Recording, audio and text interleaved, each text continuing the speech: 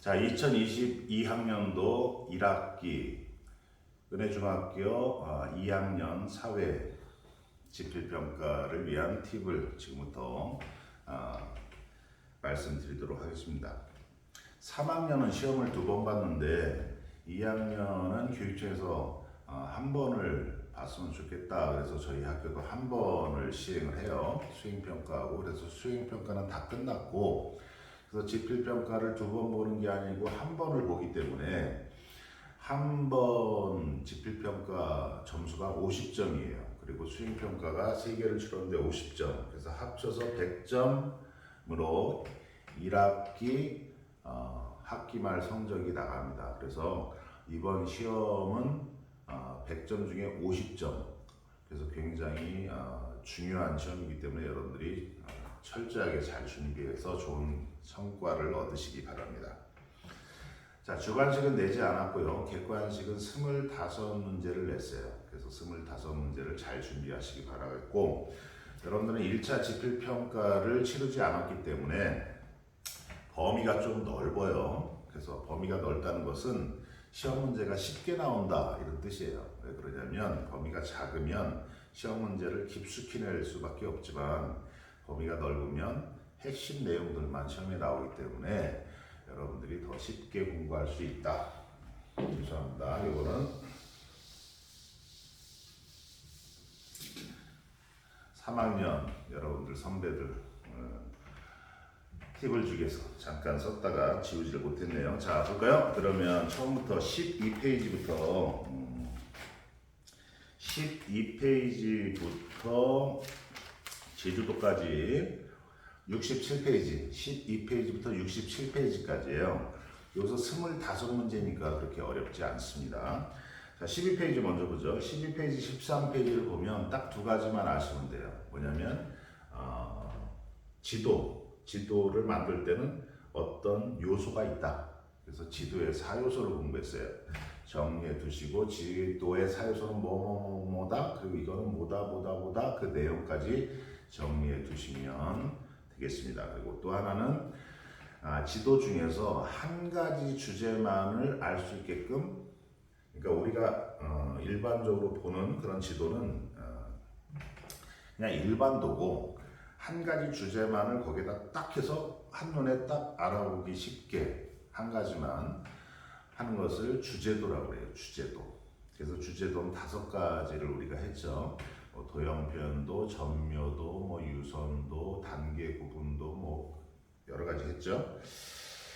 자, 등치선도. 그래서 그 5가지 중에서 시험 문제 한 2문제 정도 될 것 같아요. 그러니까 잘 정리를 해 두시면 됩니다. 14페이지로 넘어가면 14페이지는 3개의 주요 산맥, 그 다음에 하천, 그 다음에 호수 있어요. 거기서 가장 커다란, 가장 깊숙한, 가장 길고, 가장 유량, 흐르는 양이 많고 그런 것들 위주로 여러분들이 정리를 해두시면 여기서도 한두 문제 나올 것 같으니까 정리를 해두시고요. 그 다음 15페이지는 수업 시간에 얘기했어요. 여기는 굉장히 중요한 것이 있다. 그래서 여러분들이 정리를 해두시면 되고, 여기서는 강이 대부분은 동쪽에서 서쪽으로 우리가 상식적으로 알기에는 북에서 남으로 흐르는데 여기는 꼭 강이 거꾸로 흐른다. 그 이유가 있고 그 강이 어디로 흘러 들어간다. 그런 얘기를 했어요. 정리해 두시면 되겠습니다. 그리고 나머지는 볼 필요 없고요. 18페이지로 가면 여기서는 2가지만 알아두시면 될 것 같아요. 2가지. 첫 번째는 랜드마크. 랜드마크가 뭐냐? 너무 쉽죠? 정리를 해 두시면 돼요. 랜드마크는 옛날에 배가 항해할 때 사용되었던 용어인데 이게 바뀌었어요. 그래서 어떤 지역의 특정적, 가장 핵심적인 건물이라든지 이런 것들을 랜드마크라고 한다. 그래서 정리해 두시면 되고, 여기서 제일 중요한 것은 위치예요. 위치를, 내가 있는 위치를 표현하는 방법은 3가지다. 우리나라의 위치를 표현하는 방법은 3가지다. 수리적인 위치, 지리적인 위치, 관계적인 위치다. 그래서 관계적인 위치는 시험에 안 낸다고 그랬어요. 그러니까 관계적인 위치는 빼고 지리적인 위치와 수리적인 위치를 정리해 두시면 돼요. 수리적인 숫자로 표현한 위치예요. 그래서 가장 객관적이고 정확하다. 지리적인 위치는 바다, 해양, 그 다음에 육지 이런 걸로 표현한 위치다. 자, 정리해 두시면 되겠습니다. 20페이지로 넘어가면, 자, 20페이지는 지구를 반으로 쪼개놨죠. 그래서 뭐냐면 기초적인 용어부터 아셔야 돼요. 자, 지구를 구라고 그래요. 그래서 반을 딱 쪼개면 반구라고 그래요. 근데 북쪽에 있어서 북반구, 남반구라고 그런다. 그래서 그것을 자르는 기준의 선을 우리가 적도라고 그런다. 그래서 적도를 위도 0으로 본다. 그죠? 그래서 북반구에 보면 열대기후, 온대기후, 냉대기후, 한대기후 이렇게 있어요. 그래서 양쪽 균형으로 나간다. 그런 내용들이 거기에 있어요. 그죠? 그래서 북반구와 남반구는 계절이 서로 반대가 된다. 그런 내용들이 있네요. 정리해 두시면 가장 중요한 핵심은 선생님이 지금 얘기를 했어요. 정리해 두세요. 그 다음 21페이지에서는 반드시 시험에 나오는 게 뭐냐면 시간 구하는 거예요. 시간 구하는 거. 그래서 비행기를 타고 가서 몇 년도에서 몇 월 며칠 이렇게 약간 시간 구하는 걸 어렵게 내면은 굉장히 어려워요. 근데 여러분들이 첫 시험이다 보니까 어렵게 내지 않고 쉽게 낼 테니까 반드시 알아야 될 것은 영국이 기준이다. 본초 좌우선이라고 한다. 그래서 15도마다 1시간씩 차이가 난다. 동경은 빠르다. 서경은 느리다. 그래서 우리나라는 동경 135도다. 그래서 15씩 나누니까 15로 나누면 9다. 그래서 영국과 우리나라는 9시간 차이가 난다. 그런데 우리가 동경은 빠르다고 했으니 영국보다 우리가 9시간이 빠르다. 그 정도 알아두시면 다 풀 수 있는 문제를 냈으니까 여러분들이 정리를 해 두시면 되겠습니다. 지금 선생님이 얘기하는 것 중에 한 2문제 나왔을 것 같아요. 그다음 넘어가서 22페이지는 2가지만 알아두시면 돼요. GPS, 그 다음에 GIS. GPS는 아시죠? 위치를 나타내 인공위성을 통해서 위치를 파악할 수 있는 그러한 시스템. GIS는 지리정보 체계. 그래서 이런 과정을 통해서 우리가 일상생활에서 지리정보를 어떻게 이용하고 활용할 수 있냐 그런 얘기예요. 23페이지로 가면 지리정보 기술을 활용하는 거에 대해서 이렇게 나왔는데 그 중에 여러분들이 둘째 줄, 셋째 줄을 정리해 두시면 되고 최근에 많이 사용되는 게 증강현실이 있어요. 증강현실이 무엇인지 정리를 해 두시면 되겠습니다. 그리고 그냥 쭉쭉 넘기시면 되고요. 그 다음에는 36페이지부터는 쉬워요. 왜냐하면 열대기후, 온대기후, 냉대기후, 한대기후 이렇게만 정리해 두시면 돼요. 36페이지부터 39페이지까지는 열대기후네요. 열대기후. 그죠? 열대기후의 특징 정리해 두시면 돼요. 그래서 특징을 정리할 때는 열대기후가 어디에 분포하느냐. 그리고 가장 중요한 것은 기후 그래프를 보고 얘가 열대기후다, 온대기후다 이걸 아셔야 돼요. 그래서 기후 그래프를 반드시 볼 줄 알아야 된다. 시험은 기후 그래프로 나온다. 알아두세요. 37페이지는 열대기후 지역의 특징, 나타나는 현상 이런 것들에 대해서 나왔으니까 정리해 두시면 됩니다. 굉장히 중요하죠. 여기서 두 문제 정도 나왔을 것 같아요. 그다음 38페이지로 가면 열대기후에서 이루어지고 있는 경제활동, 대부분 농업이죠. 어떻게 이루어지는지 나와 있어요. 화전농업, 플랜테이션 나와 있고 관광산업은 열대기후는 자연의 보루다. 그래서 자연 자체가 관광산업이 되는데 어떤 것들을 관광산업으로 사용하고 있는지 정리해 두시면 됩니다. 40페이지로 넘어가서 40, 41, 42, 43까지 여기는 온대기후예요. 온대기후는 시험에 많이 나와요. 왜 많이 나오냐면 우리나라가 온대기후에 속해 있어요. 그죠? 그리고 온대기후는 지구상에서 가장 살기 좋은 기후예요. 가장 살기 좋은 기후라고 하는 것은 사계절이 뚜렷하다. 그리고 그런데 온대기후는 비슷한 위도상에 있는 볼까요? 온대기호는 자 요쯤이죠. 온대기호가 나타나는 게 근데 비슷한緯도상에 있는 나라들인데 그 특징이 똑같지가 않아요. 무지 틀려. 왜 틀리냐면 옆에 바다가 있냐, 높은 산이 있냐, 뭐 이런 거에 따라서 틀리기 때문에. 그래서 온대기후의 특징이 세 가지로 딱 나눠 있죠. 세 가지를 다 아셔야 돼요. 그래서 지중해성 기후, 그 다음에 서한해양성 기후, 그 다음에 온대, 겨울, 건조 기후. 우리나라가 여기 속하죠. 세 가지의 특징들, 그 다음에 제일 중요한 것은 역시 기후 그래프예요. 기후 그래프가 얘는 어떤 기후 그래프인지 서로 연결할 줄 알아야 되고, 기후 그래프를 보고 온대 기후 중에 어디다, 그리고 그 특징은 뭐다, 무슨 농업이다, 뭐 여기까지 연결 지어서 여러분들이 정리를 해두시면 40, 41, 42, 43까지 선생님이 지금 한 얘기예요. 그래서 여기서 한 두 문제, 세 문제가 나올 것 같으니까 잘 정리해 두세요. 그다음 44페이지는 건조기후예요. 건조기후는 두 가지로 나누죠. 그죠? 스텝과 사막으로 나누죠. 그래서 건조기후와 툰드라 기후를 같이 묶어서 여기서 냈는데, 툰드라는 왜 그러냐면 건조기후는 강수량이 500mm 이하잖아요. 비가 많이 오지 않는 지역이에요. 툰드라도 비가 많이 오지 않아. 근데 툰드라는 추워. 그래서 여기서 강수량을 가지고 같이 묶어놓은 거예요. 그래서 툰드라 기후는 시험에 안 냈으니까 건조 기후만 여러분들이 정리를 해 두시면 됩니다. 건조 기후는 그 44, 45페이지 그 그림 있죠. 그림만 딱 봐도 이렇게 툭툭 튀어나올 정도로 정리를 해 두셔야 돼요. 그래서 45페이지 보면 건조 기후의 구분 그리고 특징들이 자세하게 나와 있어요.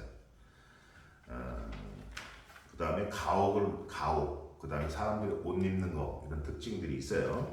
꼭 정리를 해 두시면 되겠습니다. 그래서 여기는 44페이지, 45페이지만 정리해 두시면 될 것 같아요. 자, 그 다음에 넘어가시면 다 끝났네요. 그래서 54페이지로 넘어가면 이제 산지 지형으로 떠나는 여행, 우리가 세계 여행은 수행평가로도 했지만 세계 유명한 산지가 있어요. 그 산지의 특징들이 있어요. 뭐 에베레스트산, 뭐 여러 가지가 있죠. 그 특징들을 정리해 두시면 되고, 55페이지는 55페이지에 오른쪽 맨 밑에 가보면 침식, 융기 이런 게 있는데, 그것은 용어의 설명을 알아두시면 돼요. 융기는 이렇게 쑥 지표면이 올라오는 것을 융기라고 그러고, 침식은 깎는다 그런 거고, 바닷물에서 뭐가 쌓인다 그러면 퇴적이라고 그런다. 이런 것들은 정리해 두시면 됩니다. 그다음 56페이지는 한 가지만 알아두시라고 그랬죠. 56페이지는 빙하로 덮인 산, 아주 높은 산들은 왜 이렇게 뾰족할까요? 그런 뾰족하게 되는 과정들이 있어요. 어떤 작용에 의해서. 그런 것들을 정리해 두시면 됩니다. 그 다음 58페이지, 59페이지에서는 해안지형이에요. 해안지형의 특징은 한 세 가지만 알아두시면 돼요. 뭐냐면 피오르 해안 되게 유명한데 시험에 안 냈어요. 그 다음에 갯벌, 그 다음에 리아스 해안, 사빈, 석호, 이 정도만 정리해 두시면 될 것 같아요. 그 다음에 59페이지 오른쪽 맨 위에 파랑이라고 나오는데, 파랑은 그냥 파도, 철석, 밀물과 썰물, 파도 작용을 파랑이라고 한다. 알아두시면 됩니다. 일단 60페이지는 중요한 것이 딱 60페이지는 한 두 가지만 아시면 돼요. 뭐냐면 시스텍이라고 하는 것. 시스텍은 이렇게 된 걸 시스텍이라고 하죠. 뭐냐면 이렇게 되고 이렇게 바다 한가운데 이렇게 우뚝 기둥처럼 솟아있는 걸 시스텍이라고 한다. 그죠? 시스텍이라고 하는데, 시스텍이 만들어지는 과정이 있어요. 순서가 있고, 그 순서를 아셔야 되고, 순서 속에서 이거 이렇게 하고 요게 시스텍이다. 그럼 요거는 뭐냐? 그래서 이름이 있죠. 이름하고 서로 이렇게 연결할 줄 아셔야 돼요. 쉬워요. 그 다음에 한 가지는 곧과 만이에요. 곧과 만. 그래서 바다가 이렇게 쑥 튀어나온 것을 이거를 곧이라고 한다. 그리고 안으로 쑥 들어간 것을 이것을 만이라고 한다. 그죠? 만은 쌓여서 형성되는 거죠. 해적작용이고 곧은 자 원래는 이렇게 돼 있던 거죠. 그래서 파랑작용에서 다 깎여 나간 거예요. 깎여 나고 여기는 왜 남았냐면 여기는 암석이기 때문에 남은 거예요. 굉장히 강한 암석이기 때문에 부셔지지 않고 그래서 여기는 암석 해안이 발달한다. 그래서 우리나라는 곧이 동해안이 발달한다. 그래서 동해안에 여기에 곧이 유명한데 이거 호미곶이다. 이런 얘기까지 했어요. 그래서 곧의 특징, 만의 특징, 그리고 곧과 만은 무엇으로 이용되는지 정리해 두시면 될 것 같아요. 자, 그럼 다 했네요. 64페이지로 넘어가면 여기서는 제주도의 특징이 마지막으로 나와 있어요. 제주도의 특징은 여러 가지 있어요. 뭐 전무암도, 그 다음에 용암동굴, 그 다음에 뭐 이렇게 깎아지는 절벽인데 이렇게 쫙쫙 갈라지는 주상절리라고 하죠. 그 다음에는 뭐 화산이 터졌는데 옆에 작은 화산들이 터졌다. 그걸 기생화산, 그 다음에 오름이라고 그러죠. 그것들을 정리해 두시면 됩니다. 그리고 제주도에서 중요한 것은 뭐냐면 사람들은 어디에 살까? 사람들이 해안가에 몰려 살아요. 왜 해안가에 몰려 사냐면 그것은 토질과 연관이 되어 있죠. 현무암토하고. 그래서 잘 정리해서 수업 시간에 한 것들을 잘 정리해 두시면 될 것 같습니다. 그래서 66페이지로 넘어가면 여기서 딱 두 가지만 아시면 돼요. 뭐냐면 우리나라의 산과 강, 바닷가의 특징, 산과 산의 특징 쫙 있어요. 그 다음에 강의 특징 쫙 있어요. 우리나라 강은 대부분 동해에서 서해에 흐르거나 북에서 남부로 흐른다. 왜 그러냐면 우리나라는 동쪽이 높고 서쪽이 낮기 때문에 그렇다. 북쪽이 높고 남쪽이 낮기 때문에 그렇다. 그런 것들을 정리해 두셔서 우리나라 산의 특징, 화강암산지가 가장 커다란 특징이죠. 그 다음에 하천의 특징, 이쪽으로 흐르는 하천은 길고 유량이 많다, 이쪽은 짧다. 뭐 정리해 두시면 되고요. 그 다음에 67페이지는 바닷가의 특징. 우리나라의 바닷가는 삼면이 바다다, 반도가다 그러면서 나타나는 여러 가지 특징들이 있어요. 정리해 두시면 됩니다. 그리고 66페이지 마지막으로 제일 중요한 게 석회암지대예요. 이걸 카르스트 지형이라고 하는데 카르스트 지형은 어떻게 형성이 되는지 거기는 H2O, 물이 꼭 필요하죠. 그래서 물과 석회암 지형이 만나서 어떻게 석회암 지형이 형성이 되는지 그리고 그것을 무엇이라고 하는지 이런 거 있죠. 이런 거 아니면 이게 붙어버리는 거 이거를 뭐라고 하는지 그 다음에 석회암이 안에 있는데 물이 들어가서 녹아서 형성된 것을 석회동굴이라고 그러잖아요. 그 석회동굴까지 전부 다 정리를 해 두시면 될 것 같습니다.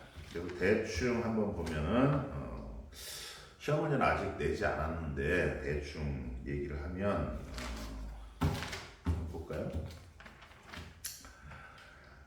12, 13페이지에서 한 3문제 14, 15에서 한 2문제 5문제네요.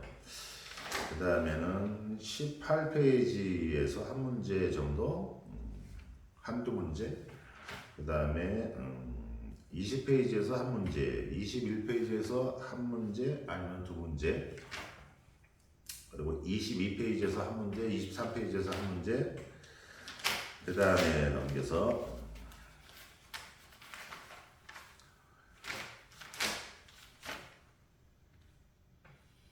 36, 37, 38 여기는 열대기후죠. 여기서 한 2문제 정도 나올 것 같고요. 40페이지 온대기후에서 한 3문제 정도 나올 것 같고요.